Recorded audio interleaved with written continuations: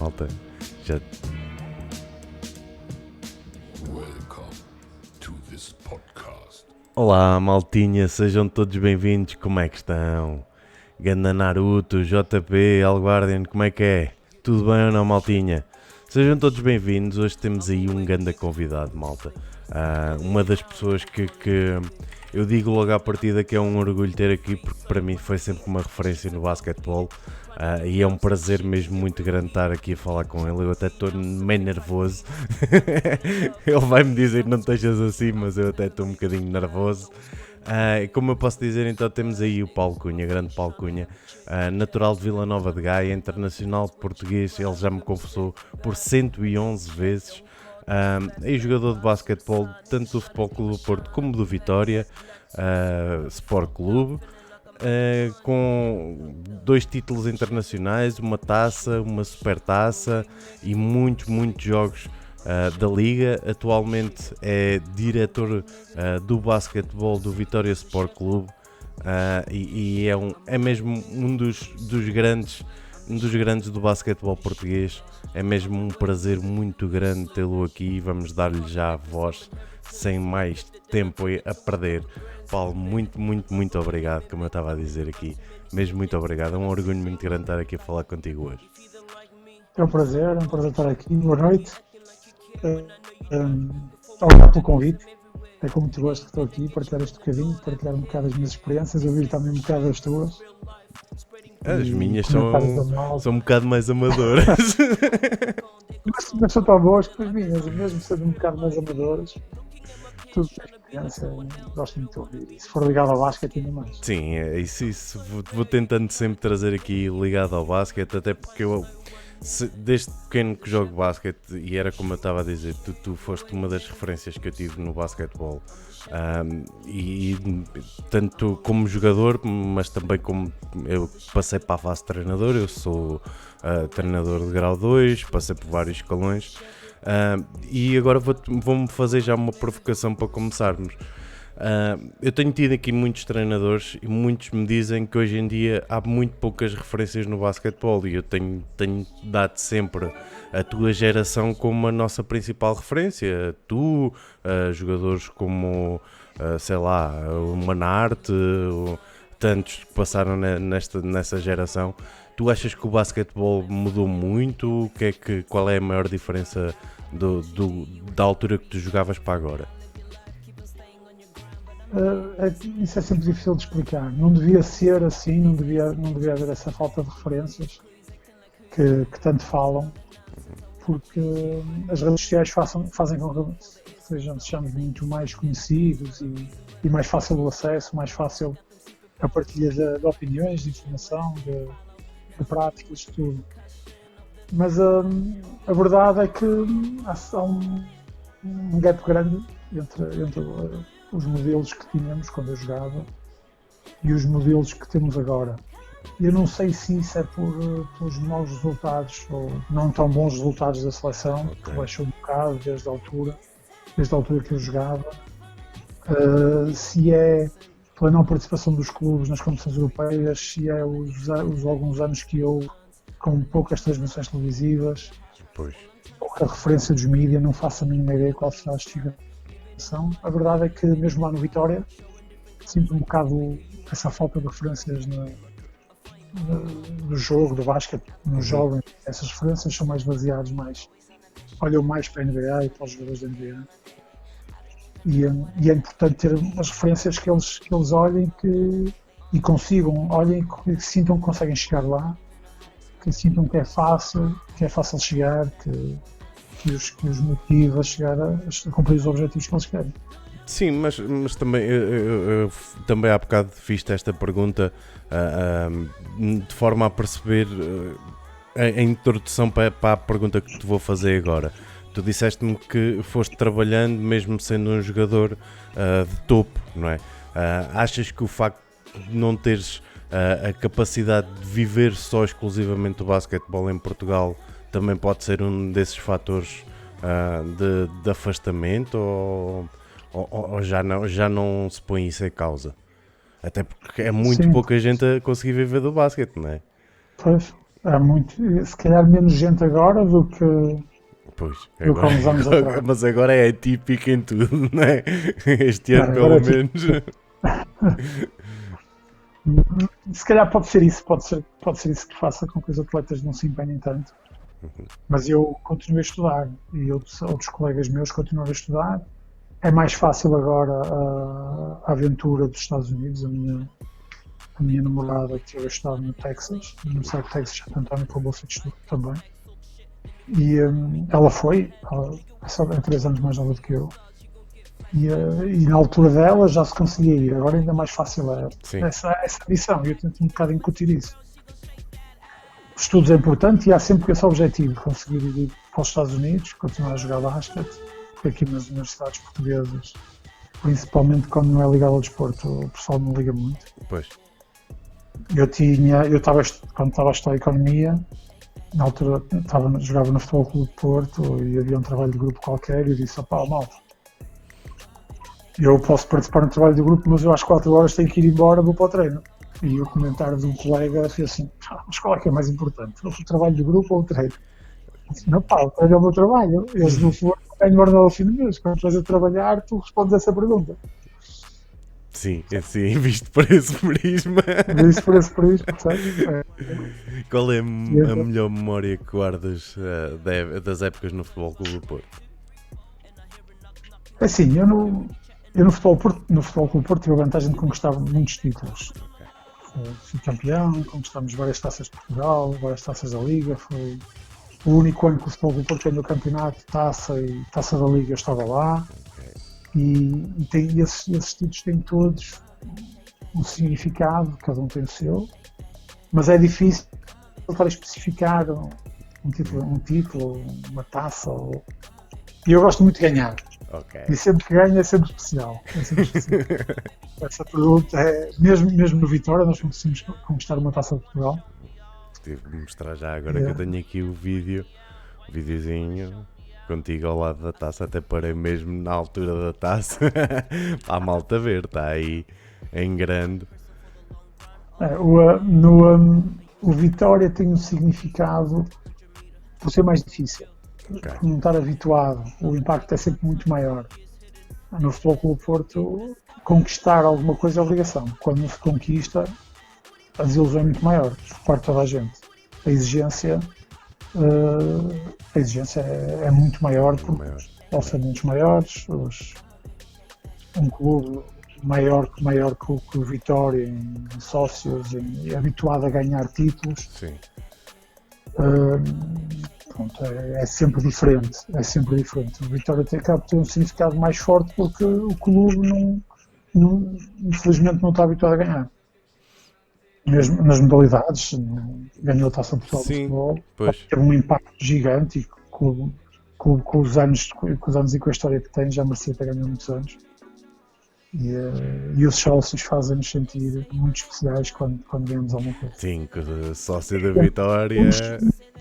O Vitória e o Futebol do Porto, apesar de se calhar digo isto e as pessoas no Vitória ficam. Mas o Vitória e o Porto, as pessoas são pessoas que amam o clube, que exigem que todos os atletas que representam o clube deem o máximo. E eu agora faço parte do Vitória e eu sinto isso e exijo que todos os atletas que estão no Vitória deem o máximo. E no Porto é igual. E os adeptos são muito parecidos.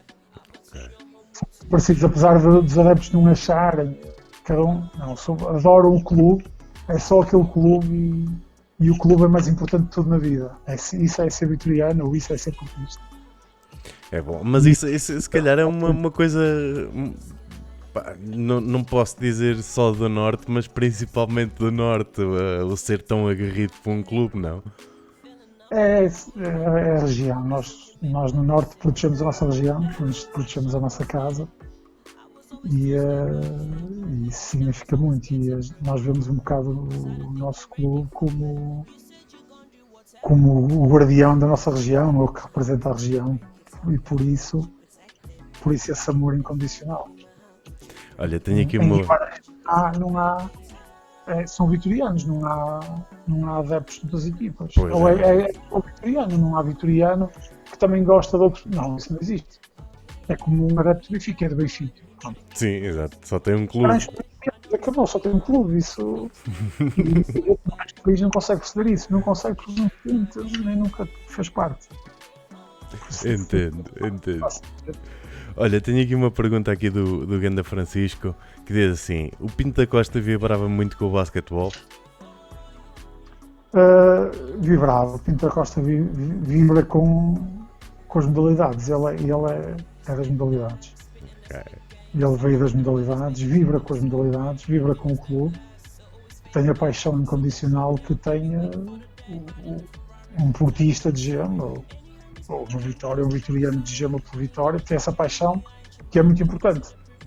Okay. E então vibra com os resultados e as modalidades são público, que o Pinto da Costa, o amor dele são as modalidades. Porque é que a ideia que toda a gente tem é que é, pronto, é o representante máximo do Porto, mas o futebol, como mexe mais dinheiro, é onde se aparece mais e a malta fica, pronto, é só futebol. Mas é engraçado saber isso. Sim, senhor. Olha, e em relação agora ao Vitória, quais são as maiores diferenças que tu notas de um clube para o outro? Até porque é óbvio, primeiro em termos de orçamentos, quase certeza que será diferente, mas métodos de treino, condições, o que é que notas de diferente? Não há assim grande diferença. O orçamento acaba por ser um impacto maior porque faz com que se consiga contratar melhores jogadores e temos esse exemplo. No futebol acontece exatamente o mesmo. Mas em condições de treino e no que as pessoas dão pelo clube, que as condições que proporcionam, a diferença não existe ou não é muito grande. No caso do futebol, no Futebol Clube do Porto, eles têm um centro de treino, no Vitória tem um centro de treino também. Okay.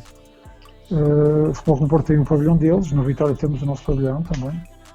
E a diferença não, tirando essa diferença monetária, que tem um impacto fortíssimo quando estamos a falar das equipas séniores, a diferença é muito pequena.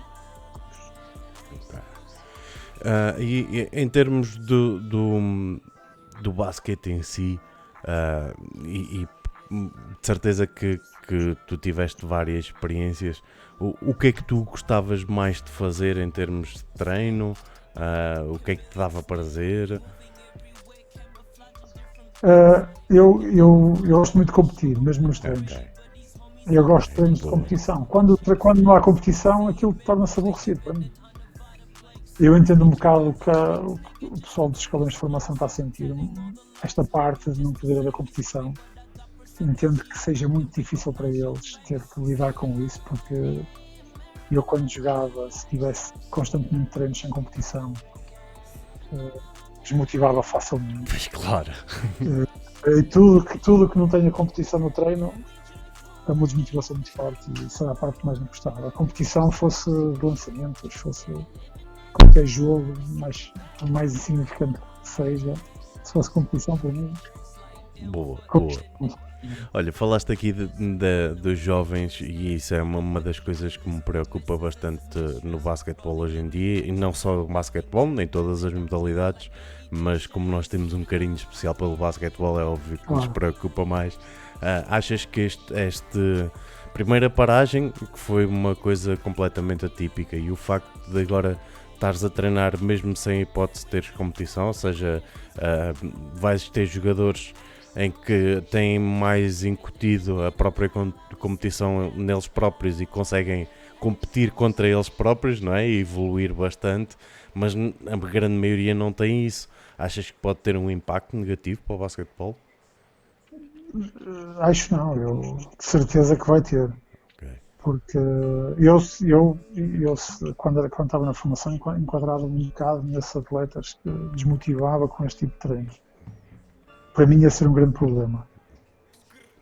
Mas mais do que tudo isso, mesmo com o empenho a 100%, treinem a 100%, pratiquem ao máximo, drible, lançamento, mudanças de direção. A partir do momento que não há competição nem contacto, a vertente tática do jogo está fora de questão. Não há 5 para 5, taticamente os atletas vão ser pouco evoluídos por muito que treinem. É impossível pôr os atletas a treinar a tática do basquetebol sem jogar. Pois. Sem jogar, sem contacto, sem jogar 1 para 1, 2 para 2, 3 para 3, 5 para 5, é impossível. Podemos tentar fazer alguns atletas tecnicamente mais evoluídos, mas vai sempre falhar a vertente tática e isso vai-se notar um bocado nas gerações que estão a chegar agora de sub-14, que tiveram o ano passado a meio do ano e agora perderam outro ano. E eu acredito que aí vai haver um fosso grande entre esses que estão a iniciar a tática de basquetebol, como se faz no sub-12. Aí vai ser um gap muito grande entre as gerações. Sim, mas por outro lado, teoricamente serão melhores tecnicamente, tem técnica individual, não é? Sim, são. Poderão compensar por aí. Mas mesmo assim acredito que a motivação seja pouca. Não é fácil, não é fácil para um puto novo estar ali constante todos os dias a mesma coisa, todos os dias sem a competição ou a competição sem o contacto. Pois. É mais difícil. Isso era preciso mudar urgentemente. Sim, mas, até mesmo neste contexto de pandemia é mais difícil. as tomadas de decisão vão sempre ser postas em causa porque não tens a realidade do jogo em si, não é? É isso. E aí é muito difícil. Maltinha, como estão a ver, o Paulo é muito, muito experiente em relação ao basquetebol. Uma das pessoas que eu tenho como referência, não me canso de dizer. Sintam-se à vontade para falar connosco, coloquem questões. Nós vamos estar aqui à conversa aproximadamente mais 45 minutos, mais ou menos, que o Paulo tem que ir dar um treino ou uma competição que ele estava-me a dizer. Por isso, vocês falem, conversem connosco, que nós vamos estando por aqui a falar. Em relação à seleção... É isso, sejam à vontade. É isso. Em relação à seleção, aí sim, aí foi uma coisa fantástica, com muitos de viagens, muitos de sucessos também, e com a oportunidade de competir com os melhores atletas do mundo, os melhores jogadores de basquetebol do mundo. Aí foi montes de histórias, montes de países, montes de jogos com jogadores desconhecidos e montes de jogos com jogadores conhecidos. Tens assim algum jogo que esteja na memória em especial desses todos? Em que foram 111, não é? Estavas-me a dizer há bocado. 111. Tem aquele que eu te falei, o jogo número 100. Ok. Foi em Almada e até acabei por ser o MVP, guardei a ficha do jogo, ainda deve estar aí guardada. E esse foi um jogo especial por ser o número 100. O primeiro jogo da seleção nem sequer me lembro, já não faço ideia, já foi há algum tempo, não me faço a mínima ideia qual foi. Não me recordo, porque também já fazia parte da seleção. Não recordas ou não queres recordar? Que Não, o gajo treme sempre nessa altura ou não? Eu tenho que pensar que foi o primeiro jogo pela seleção. Pela seleção principal, porque eu estive na seleção dos Júniores, na seleção de esperanças que havia, os sub-21, que agora é o sub-20. E não me consigo recordar quando é que foi a primeira vez que joguei pela seleção lá. Mas tirando esse aí dos 100, que é muito engraçado, o jogo 100 pela seleção, ser MVP, é uma coisa incrível e um marco que nunca te vais esquecer, claro. Tens assim algum outro por alguma razão especial? Não tem assim por razão especial. Nós estamos no Europeu de 2007 e eu ao Europeu de 2011, depois de fiz a qualificação toda e apuramos. E lesionei-me no treino antes do jogo com a Finlândia em Coimbra, e então depois do jogo com a Finlândia nós arrancámos para o Europeu e já acabei por não ir. Tive que ser o joelho no treino, estou operado. Ficou um bocado de sabor amargo de não ter ido à Lituânia com o resto da malta, depois de ter feito a parte da qualificação toda. Mas assim, de algum jogo especial, tenho alguns momentos que me vou lembrando de alguns jogos, jogar com a Espanha algumas vezes, com a França, com a Rússia. Viagem no Japão, ganha da lusofonia, montes de torneios, muitas memórias, muitos jogos, é difícil especificar só um. É mais fácil, eu acho que é mais fácil quando tenho os colegas que partilharam a seleção comigo a contar algumas histórias minhas do que eu lembrar-me das histórias e que eu estava a dizer. Eu agora ia-te perguntar, mas tu dizes isso, eu ia-te perguntar se tens assim alguma história caricata de alguma ida para o estrangeiro que tu te lembres e queiras contar aí à malta. Dentro ou fora de campo? Sim. Aquilo nós, por exemplo, nós quando fomos ao Japão foi em 2006. Okay. Nós fomos ao Japão em 2006 e uma das cidades que passámos lá uma semana foi em Akita. E então toda a gente ficava muito admirada a olhar para nós, porque passávamos, toda a gente olhava, apontava e depois fomos para Tóquio e mesmo assim toda a gente ficava a olhar. E aquilo é lá uma coisa engraçada que eu conto e é de rir e na altura, não sei se agora continua a ser igual, que era, nós íamos para a caminhonete e as pessoas lá adoravam o basquetebol e cercavam a caminhoneta. E nós mandámos beijos dentro da caminhoneta, assim, aquilo, e as miúdas ficavam completamente histéricas e para nós que não estávamos habituados a esse tipo de coisas era engraçado, essas situações giras. Muito bom. Olha, pergunta aqui do JP, o tal rapaz que eu te dizia que nos vê desde o Canadá e que foi meu atleta, vê lá, como isto, o mundo da internet é tão pequenino. Alguns jogadores, quando deixam de jogar, tentam ser treinadores ou árbitros. O Paulo alguma vez sentiu inclinação para alguma dessas duas? Não.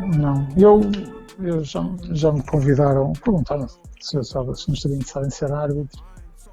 Eu não tenho muito esse perfil porque eu tenho um bocado de tendência para ser tendencioso e então eu não conseguia estar a apitar um colega meu e não estar a beneficiar, por isso não faz muito sentido. Treinador, eu tirei o curso nível 1. Acabei de tirar o curso nível 1, tive um bocadinho de experiência como treinador, acabei de ser treinador na Faculdade de Economia da Universidade do Porto, basquetebol universitário, mas para já a experiência ficou por aí. Eu ainda gosto muito de jogar, por isso é que eu ainda tento jogar um bocadinho no Campeonato Masters, que é o treino, que hoje é às 10 horas da noite. Ok. Ali nos Salesianos do Porto. E pronto, acabei um bocado mais pela vertente do dirigismo e não sabia, para já ficar por aí. Olha, e em relação, agora vamos falar um bocadinho mesmo disso do dirigismo, é completamente diferente do que é ser jogador, não é? Qual é que foi assim a maior dificuldade que tu sentiste ao passar para diretor, para o outro lado? É diferente ser jogador. Eu até procuro não ter grande intimidade com os jogadores porque eu tenho que gerir a secção, tenho que gerir os orçamentos da secção e às vezes algumas coisas que não se pode ceder aos jogadores em algumas vertentes e essa é a grande diferença. Eu tento um bocado afastar porque eu não posso, obviamente que eu acabo por estar mais ligado à equipa sénior masculina, mas eu tento me afastar um bocado porque eu não posso estar só ligado à equipa sénior masculina, tenho que estar ligado. Nós temos a equipa feminina na liga também, temos a formação e a atenção tem que ser dividida por todos e pronto, essa é a grande diferença, é o não poder ou não dever estar tão intimamente ligado com os atletas, deixar um bocado e é os um atletas. É um papel que te satisfaz? Assim, o que eu gosto é de jogar. Pois, por isso é que eu faço esta pergunta. Eu gosto de jogar e é que estou nos Masters para jogar um bocadinho e não ter também a responsabilidade, porque de estar todos os dias à frente de Vitória não me dá grande margem para conseguir treinar sempre, para ir aos jogos quando há, e agora não há, mas Pois. para ir aos jogos todos quando há. Mas eu gosto é de fazer parte da equipa, estar com os atletas e custa um bocadinho, não é fácil, mas a pessoa vai se habituando, vai lembrando-se constantemente disso e aprende a viver assim. Boa. Olha, estavas-me a falar que tinhas, e eu, para enquadrar a malta, de forma provocatória perguntei ao Paulo se ele tinha alguma rede de basquete, porque no basquetebol há uma tradição, quando se ganha, cortar a rede do cesto e guardar como recordação. E eu agora o Paulo respondeu-me, não, tenho algumas coisas, mas estou em casa dos meus pais, mas aqui tenho alguns troféus. Falaste-me que tens troféus, Dragões de Ouro, que mais tens por aí que tu tenhas orgulho assim? Troféus dos anos que eu tive no Porto, tenho 2 Dragões de Ouro. Okay. Eu quando estou aplico-me a 100% e sinto o amor do clube e os prémios quer os Dragões de Ouro, quer os prémios Conquistador da Vitória. É prova de que as pessoas que estão no clube sentem orgulho no meu trabalho e que levam a sério e que reconhecem o meu empenho e que morrem em campo se for preciso. E que sendo até à morte o clube que estou, nesse caso, o Porto ou o Vitória Sport Clube. E por acaso esses têm aqui comigo, não sei onde é que é. Ele vai-nos lá mostrar. Porque com as decorações de Natal mudou-se um bocadinho. Nia, então, onde é que tens os Dragões de Ouro e os Conquistadores? Guardaste lá embaixo. Pronto, foram arrumados agora para o Natal. E eu disse, olha, não tem jeito nenhum para aqui as decorações de Natal. Tá bom. Mas foram coisas porreiras. Não, a rede foi o Pedro que ficou. Eu estava a pensar, já que estavas a falar da rede, eu estava a pensar quando fomos campeões do mundo 3x3, foi o Pedro Lourenço que guardou a rede. E ele cortou a rede e ele guardou a rede. Campeões do mundo. E ele o Pedro Lourenço é que segue essa tradição de cortar a rede e guardar. Campeões do mundo 3x3. E Portugal podia apostar nisso. Não é difícil participar nos campeonatos da Europa. Portugal ainda agora tive quase a passar à fase seguinte com o Nuno Oliveira, com o Sota, com o João Torreira e era mais difícil. Então, Portugal teve ainda agora quase a apurar. Perdeu só um jogo. E Portugal tem essa oportunidade. Portugal tem isso, ainda no feminino também fez um bom resultado no 3x3. 3x3 não é complicado. É um estilo de jogo completamente diferente e eu pessoalmente acho que se adapta mais ao basquetebol português. Okay. E acho que Portugal podia apostar um bocadinho mais para conseguir, já que sendo modalidade olímpica e havendo esses torneios e Masters e campeonatos do mundo e campeonatos da Europa, acho que Portugal conseguia ter um sucesso se investisse um bocadinho mais nisso. E se houvesse as patentes que havia no verão aqui. Pois era isso que eu ia dizer-te.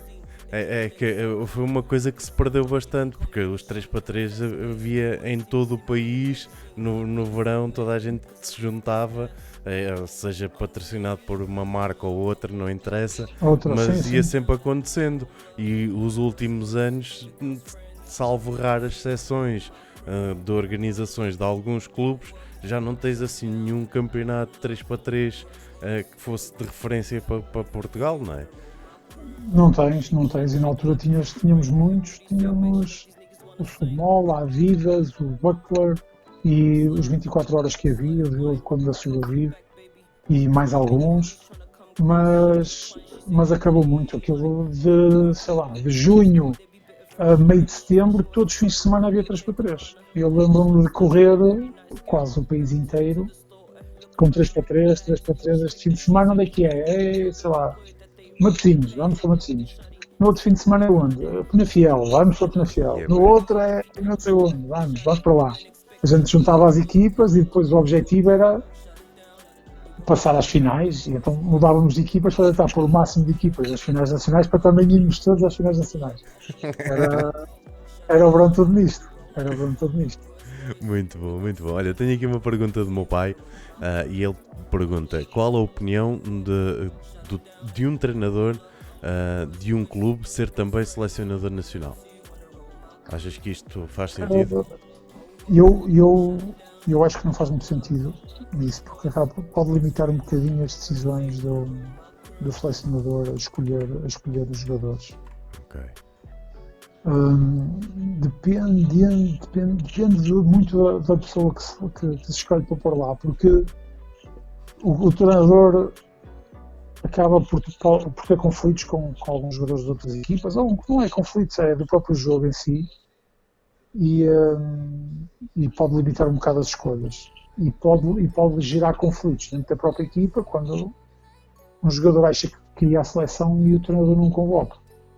Então, aí pode originar quebras de confiança de um jogador com o treinador, e isso acho que é desnecessário. Acho que era importante o selecionador ser só selecionador. Acho que era importante ir havendo mais estágios ao longo do ano, ou pelo menos com mais observações, tentar intervir um bocado nos mais novos e exigir resultados, exigir que se consiga conquistar coisas, como foi agora o Europeu de Sub-20. Apesar de ter sido Divisão B, e há muitos comentários, ok, ficamos em primeiro, foi Divisão B, tudo bem. Porque Portugal estava na Divisão B. Sim. E é importante, nós temos conseguido pôr as equipas na Divisão A. A equipa era fortíssima e ganhou equipas da Divisão A, e eu acredito que se estivesse na Divisão A ia lutar pelos primeiros lugares na mesma. A verdade é que uma pessoa a mim custa um bocado ouvir as pessoas a falar mal de alguma coisa. Conseguimos, mas quando a gente perde e é preciso mudar e é preciso ganhar. Agora, quando ganhamos e quando conseguimos, ganhamos e conseguimos, não é nós. Ganhamos e conseguimos e ponto final.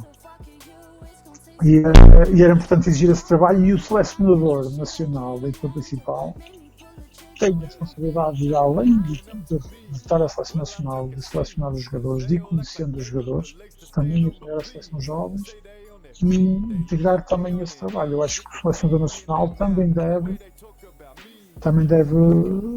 estar ligado às formações. E se tiver ligado a um clube, não vai ter essa disponibilidade. Pois. Olha, e tenho aqui mais uma pergunta que é do Krau David, e ele deve-te conhecer bastante bem, porque já mandou aqui 2 ou 3 bocas em relação à história que estavas a contar. Ele pergunta como encaravas as competições universitárias em que participaste?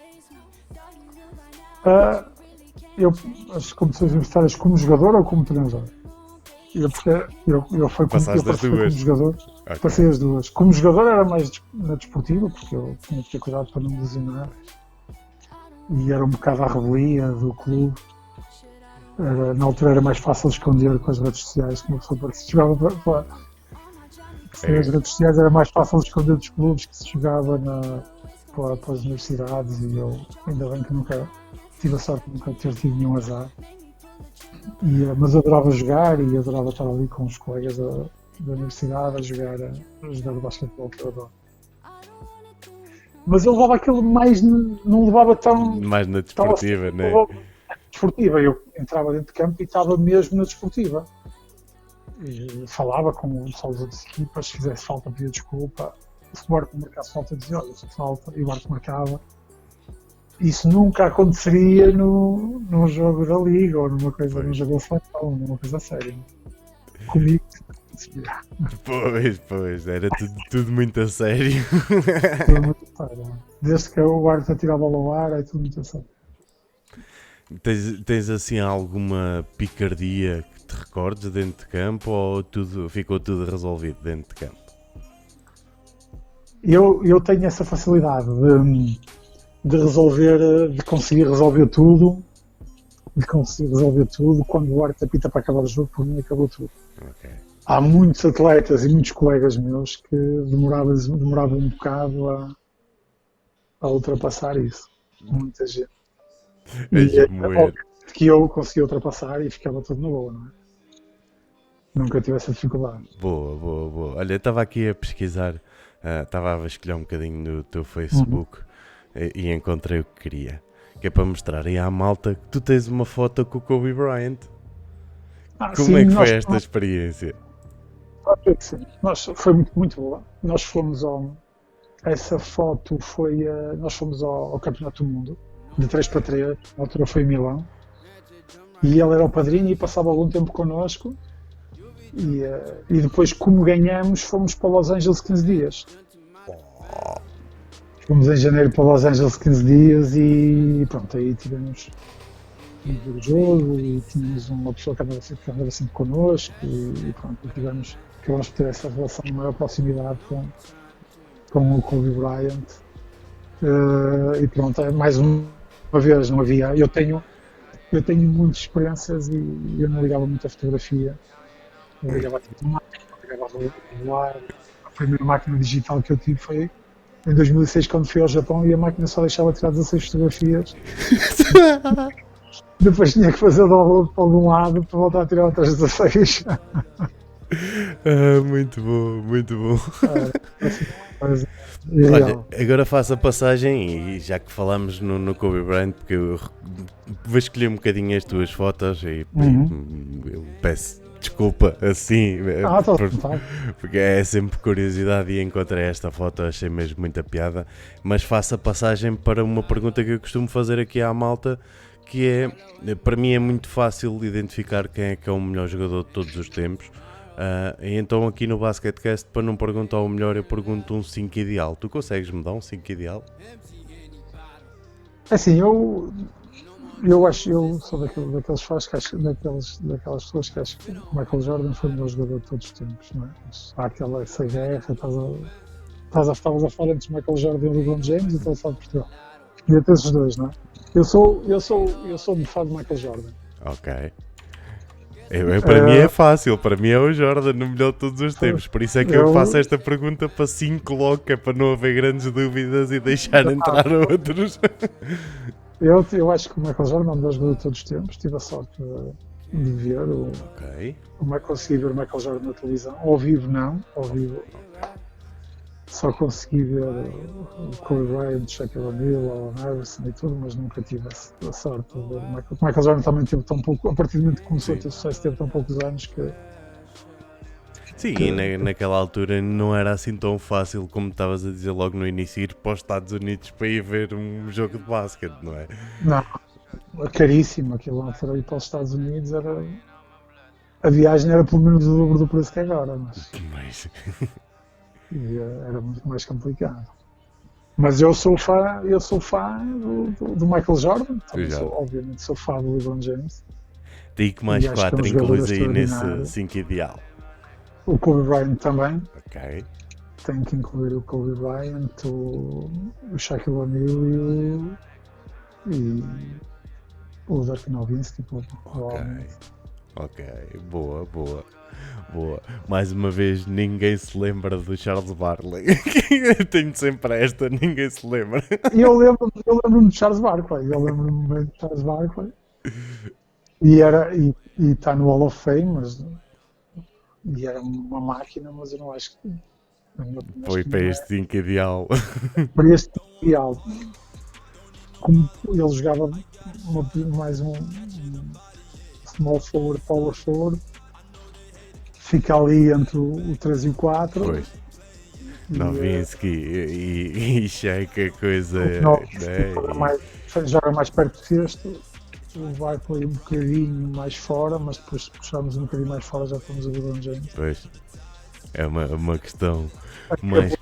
O Michael Jordan e o LeBron James só sobra o 4 e o 5, e depois aí há um montão de jogadores como o Hakeem Olajuwon, o Kareem Abdul-Jabbar, que é mesmo uma data deles. Eu já fiz aqui um podcast com mais 3 treinadores e decidimos fazer, em vez de darmos um 5 ideal, fazer um 5 para competir uns contra os outros, e há tantos que tu podes ir buscar, não é?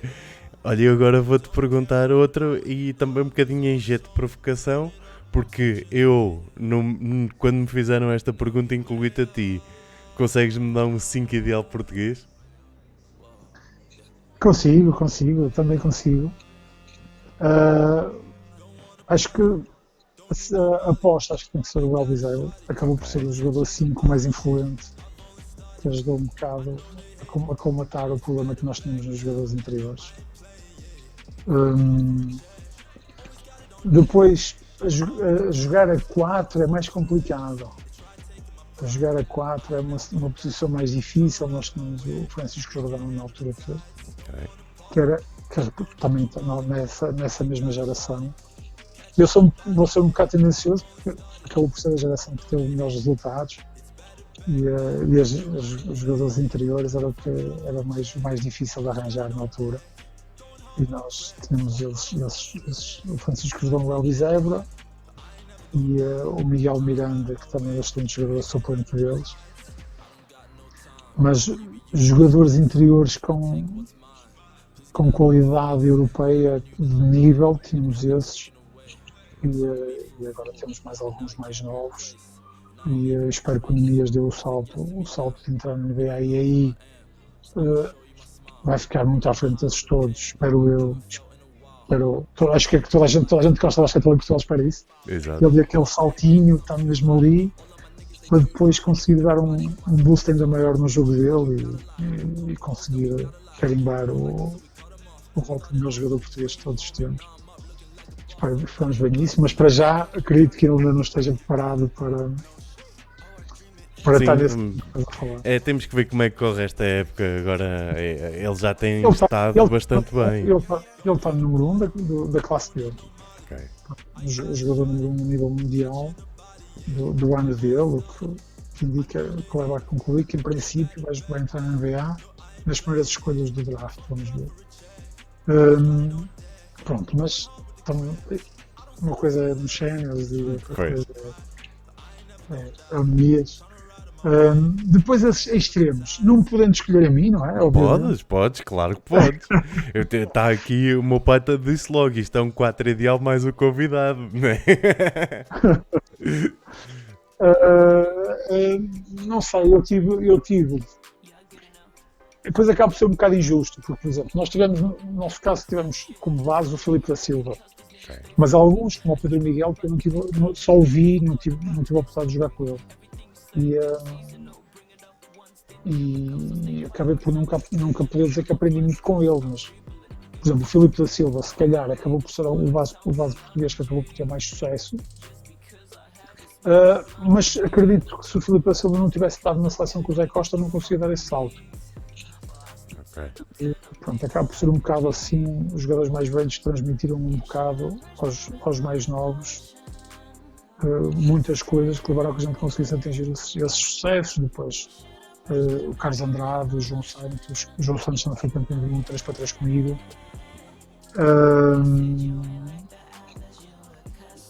A Costa, o Filipe, o Paulo Simão também esteve lá connosco, o Carlos Seixas, um montão de jogadores que o Sérgio Ramos, depois teve um problema de lesão, o Nuno Marçal, que também jogou comigo muitos anos no Porto, também é um jogador fantástico. Teve um bocado o azar de não fazer parte da seleção de 2007, como o Sérgio Ramos, que acabou por ir, mas não fez parte da qualificação. Que é a tal, agora fala-se o livro Os Melhores Anos, que eu também participei nas entrevistas desse livro. Fala-se um bocado que a geração de ouro de Portugal não conseguiu atingir os resultados que atingiu a geração seguinte, que fomos nós. E aí acaba um bocado também. Então a geração de ouro é quem atinge os resultados ou é os que não atingem os resultados? E eles puseram-nos na divisão A, que na altura havia também a divisão A e a divisão B. Pois. Eu tive a sorte de nunca, na minha passagem pela seleção sénior, nunca jogaste divisão B. Não há divisão B, mas na altura havia, como há no caso do Sub-20, Portugal é a divisão B e tenho acesso à divisão A.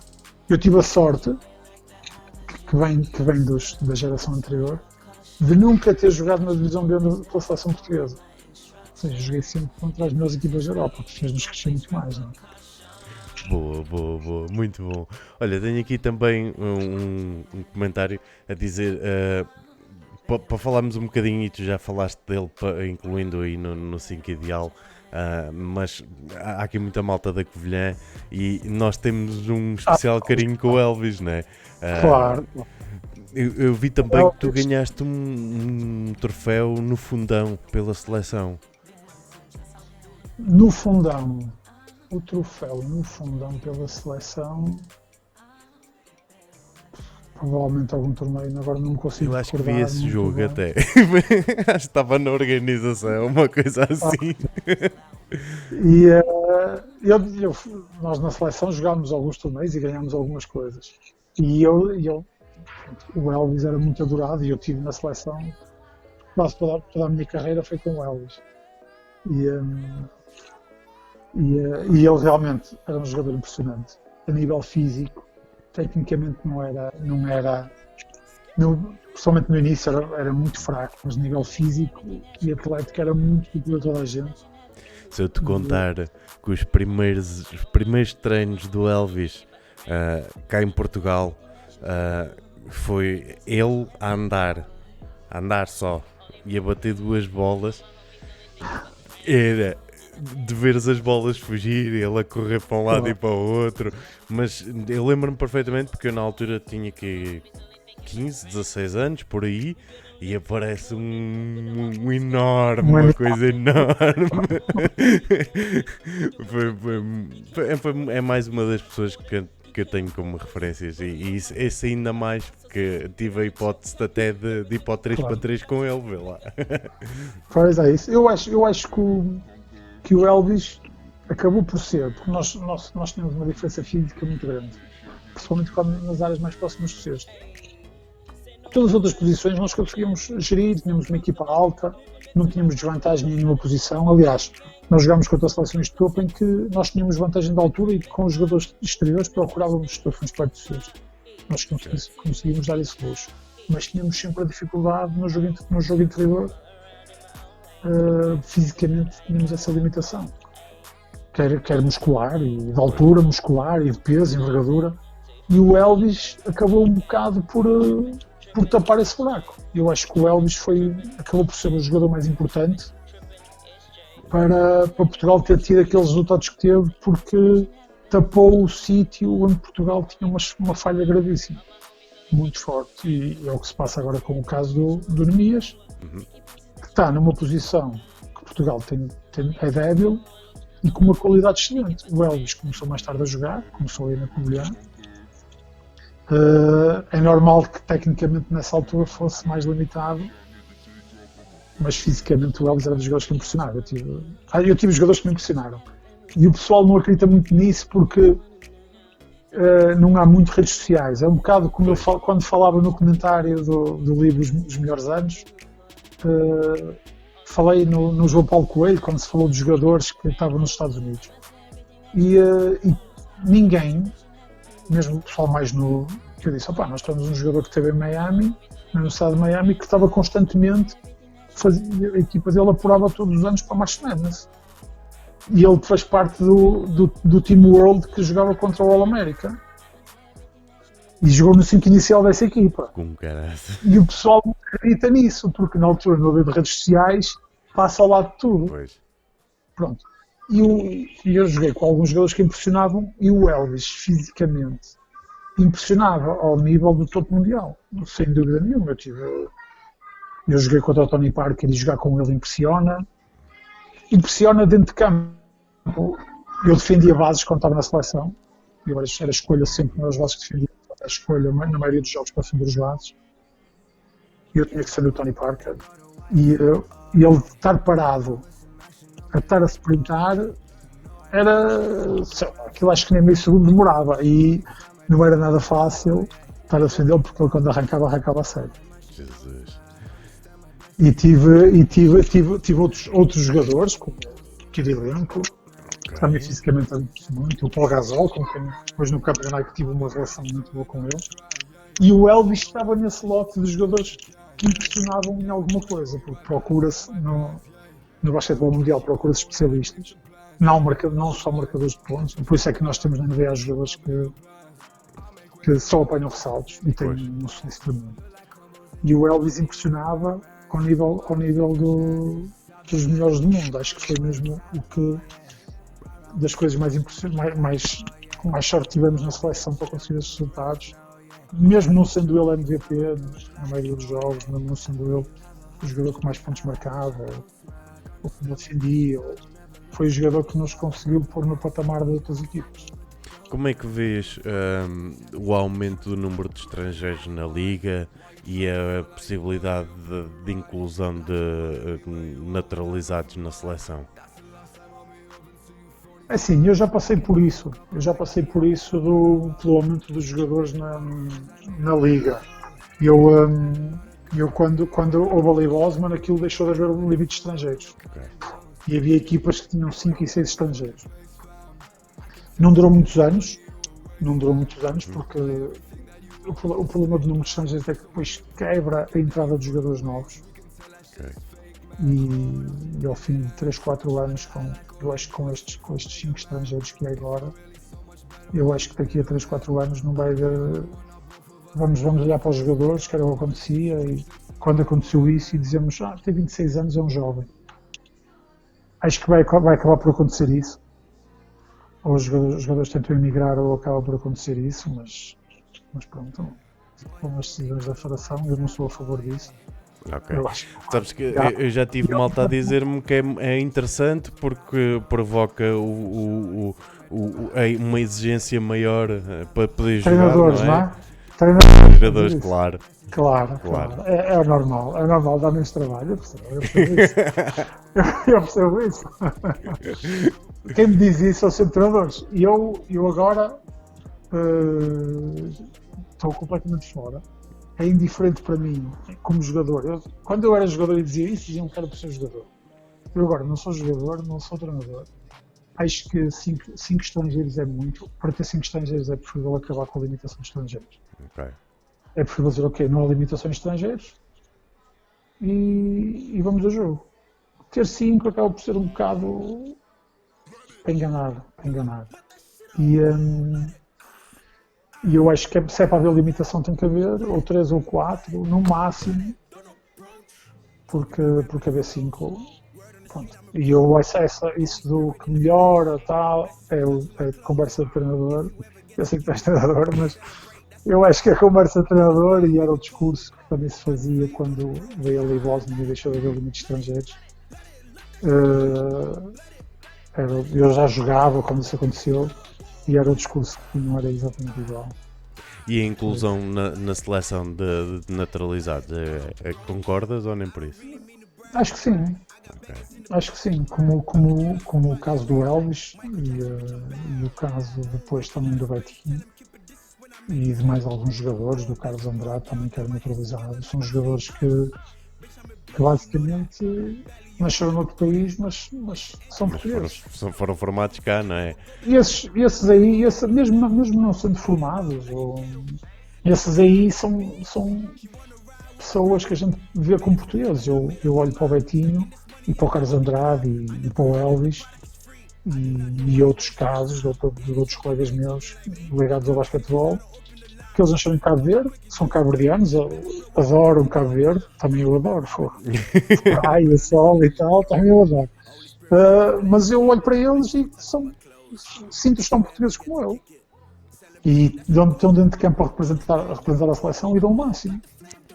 E eu acho muito mais valioso isso do que naturalizar um jogador americano que vem aqui, que está cá há 3 ou 4 anos e quer o passaporte europeu e que mal fala a língua e esses podem contar como naturalizados. A malta que está cá em Portugal que é português não devia nunca ser considerado como naturalizado. Pois.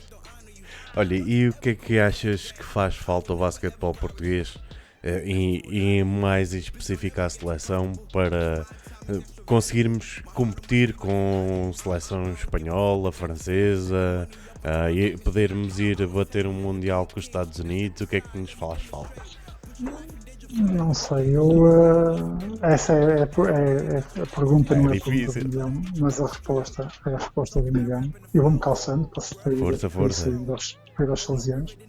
Eu acho que essa é a resposta do milhão e eu gostava muito que a seleção portuguesa conseguisse ter esse sucesso.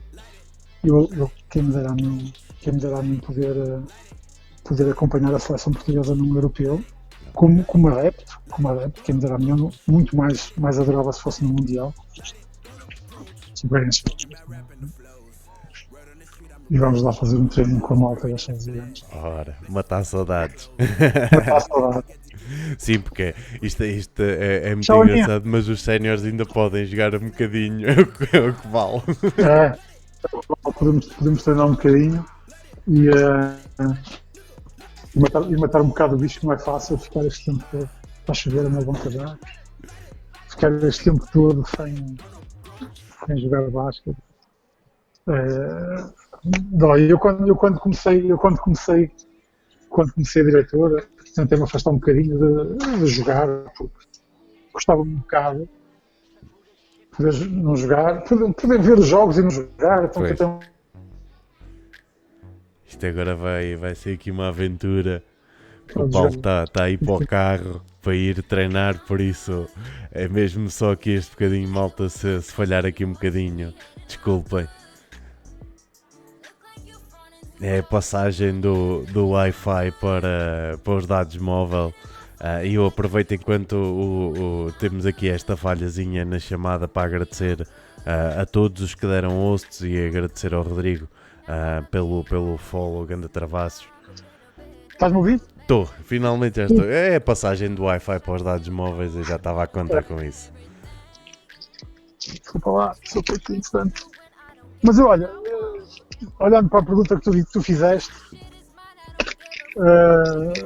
essa resposta é mesmo era a resposta do milhão e toda a gente a procura, porque infelizmente agora finalmente conseguiu ter sucesso a seleção portuguesa. Okay. Apesar de era a obrigação da seleção contra aqueles adversários, a obrigação de Portugal era ganhar e passar a fase seguinte, mas não sei o que dizer, não sei o que esperar. Temos agora a tal seleção de sub-20, a ver quantos jogadores é que conseguem dar o salto qualitativo para a seleção sénior. Uhum. Para conseguirmos ter esses resultados que tanto queremos. Boa. Olha, Paulo, eu não quero que apanhes uma multa. Vou-te... Não há stress, não há problema. Estás à vontade.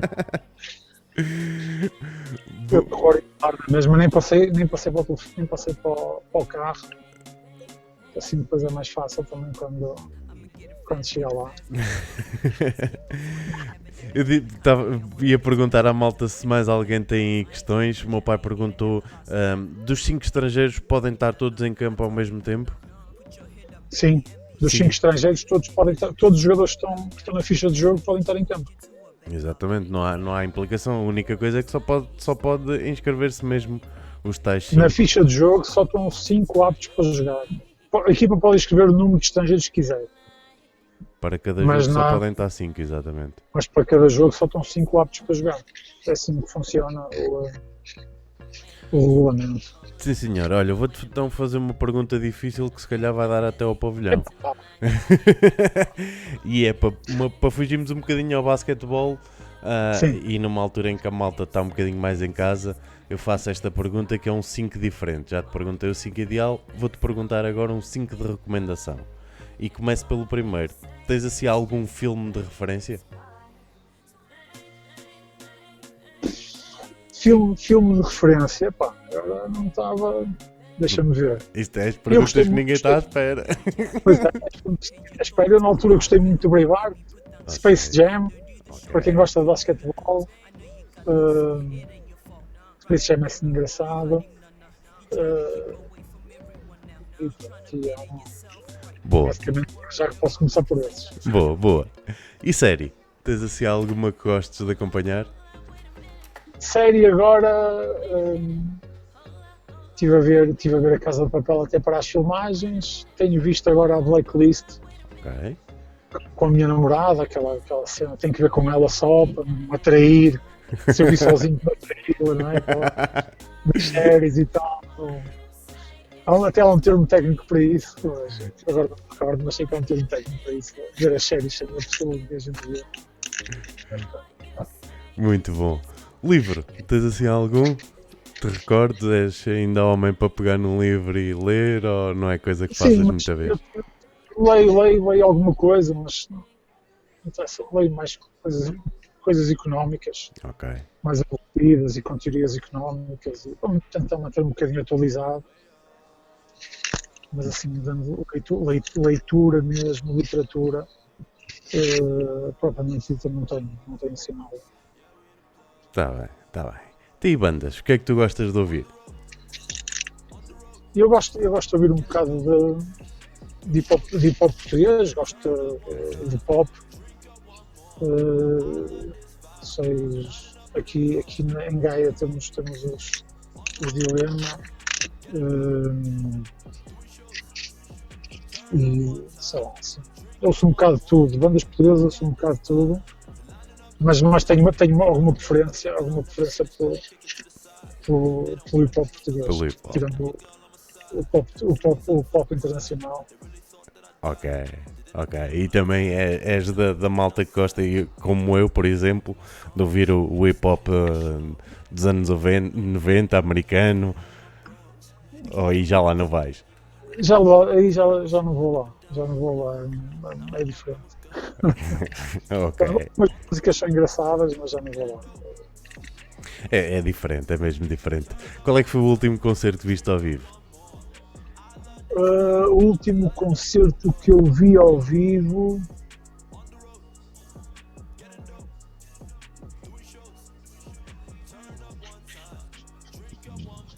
Tirando a bandada aqui na cidade do Porto, mas aí foi um montão deles, agora especificamente um concerto. Já não faço a mínima ideia. Eu estou a fazer esta pergunta porque é tal coisa como jogador profissional, saídas à noite e festas.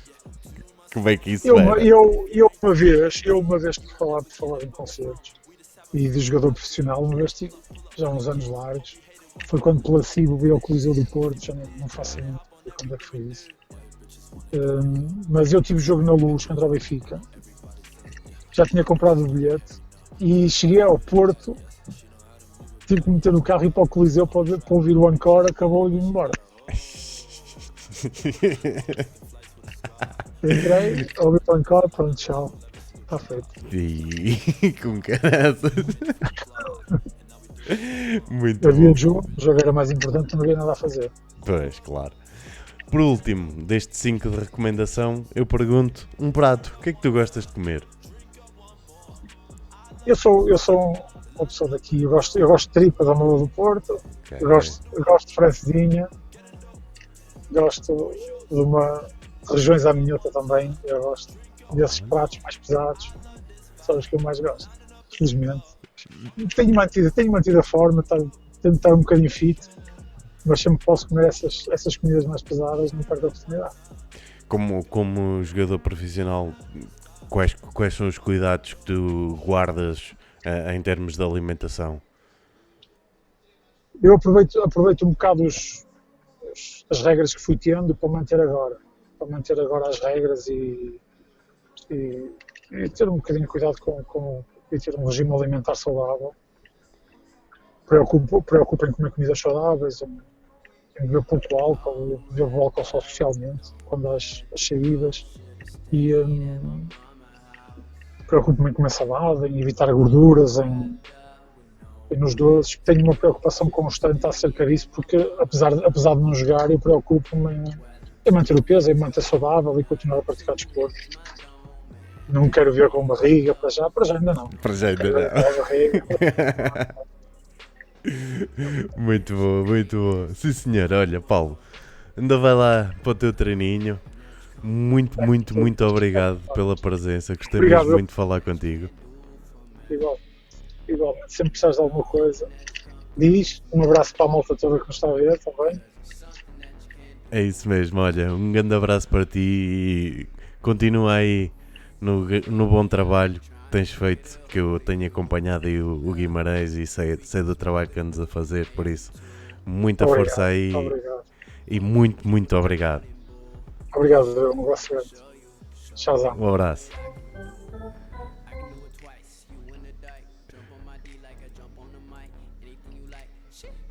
Olá, malta. Olá. Maltinha, sejam todos bem-vindos. É engraçado chegarem agora. Acabei mesmo agora de terminar o podcast. Sejam todos bem-vindos, malta. Ganda crazy a mandar aí 46 pessoas com caraças, malta. Muito obrigado, crazy, mas foi mesmo já no fim, meu lindo. Como é que vocês estão? Família disfuncional, maltinha, aí da pesada, como é que é? Malta, hoje tivemos aí um grande convidado, tivemos o Paulo Cunha, um jogador de basquetebol profissional português, durante muitos anos, internacional, só que terminamos agora, foi a tal coisa, peço desculpa mesmo que não estava a contar com esta, mas obrigado, muito obrigado. André, como é que tu estás, meu lindo? Tu estás melhor ou não? Tudo bem contigo? Crazy, meu lindo, muito obrigado, malta. Sejam todos bem-vindos. Para quem não me conhece, eu sou o Mr. Maggi, Ricardo Roseta. Tenho o principal conteúdo do meu canal são podcasts. E hoje tínhamos aqui então o Paulo Cunha, como eu vos estava a falar, o podcast 101. Ora, é isso mesmo, André. As melhoras, meu lindo. Que é para ver se a gente trata aí daquilo. E pronto, olha, malta, hoje foi assim. Dizer-vos que eu amanhã de manhã vou estar a comentar um jogo da primeira divisão de basquetebol, o Montijo contra o Barreiro B. Vou estar lá a comentar às 10 da manhã. E depois à noite, a parte daí da malta das corridas, que eu sei que vocês gostam de corridas, eu à noite vou fazer uma corridinha. Se vocês quiserem aparecer, vou estar aí a fazer uma corrida no Gran Turismo, uma liga amadora, a segunda liga do Postão Rachado, e vou estar a correr com esse carrinho aí. A partir das 9h30 vou estar aqui em live. Magé, E pronto, olha, é o malta, fim, é o fucking do fim. O quê? tenho sempre este belo áudio do Relixis. Malta, muito obrigado mais uma vez pela vossa presença, Crazy. Mesmo muito obrigado, meu lindo, por trazeres aí a tua malta. E peço imensa desculpa porque já estávamos mesmo a despedir-nos do nosso convidado. Ele teve que ir treinar. Isto a malta do desporto é assim. Mas mesmo muito obrigado. Um grande abraço a todos. Agradecer a presença dos moderadores, o grande B. Franklin, o El Guardian, e hoje foram os únicos que passaram por aí. Agradeço os follows aí do Coiso 49 e do Rodrigo 7 Travassos. Muito obrigado a todos pela vossa presença. Já sabem, amanhã de manhã, se quiserem ouvir-me, FPB TV, vou estar a comentar então o Montijo contra o Barreiro B da primeira divisão masculina. E às 21 horas estou aí com as corridinhas no Gran Turismo Sport. E às 5 da manhã daqui, é mesmo, JP. O basquete joga-se de manhãzinho cedo aqui em Portugal, ainda mais com as restrições com que nós andamos agora. Tem mesmo que ser assim cedinho. Por isso vai ter que ser. Olha, malta, vamos fazer uma raidezinha. Não se vão embora. Vamos dar aqui o nosso apoio todo à Batatune. Batatune está em live. Eu gosto muito de ir para lá. Ela é uma moça muito espetacular. Está a jogar Words on Stream. Vamos lá todos ver se ajudamos a ganhar o Words on Stream. Por isso, maltinha, um grande abraço, um grande até já a todos. Beijoca. Até amanhã.